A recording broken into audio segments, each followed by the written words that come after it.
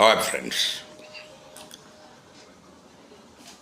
తెలంగాణలో కొద్ది రోజుల క్రితం గోదావరి కనిలో ఒక క్రిస్టియన్ యువకుడు కరపత్రాలు పంచటాన్ని అక్కడ డ్యూటీలో ఉన్న కానిస్టేబుల్ అడ్డుకొని కొంత హంగామా క్రియేట్ చేసి అతన్ని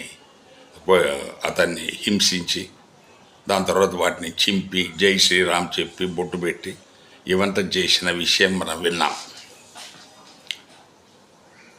ఇది అలాగే వనపర్తిలో కూడా ఈ క్రిస్టియన్ వాళ్ళు కొంతమంది ప్రచారానికి వెళ్తే వాళ్ళని అడ్డుకొని కొంతమందిని కుట్టి పంపారని చెప్పేసి కూడా ఇక్కడ మనము ఇందులో ప్రశ్నించదలుచుకున్నది ఏంటంటే,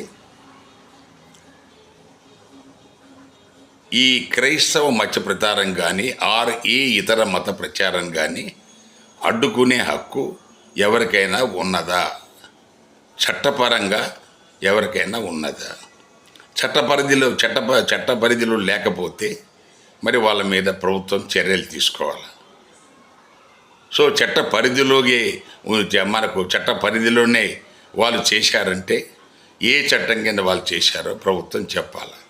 సో ఇలాంటి విషయాల్లో ప్రభుత్వం మౌనంగా ఉంటే రేపు ఇంకా 10 ఊర్లలో ఇలాంటివి జరుగుతాయి. దీన్ని మనం కంట్రోల్ చేయాల్సిన బాధ్యత ప్రభుత్వం మీద ఉంది, పోలీసు వ్యవస్థ మీద ఉంది, ఆ రెవెన్యూ యంత్రాంగం మీద ఉంది.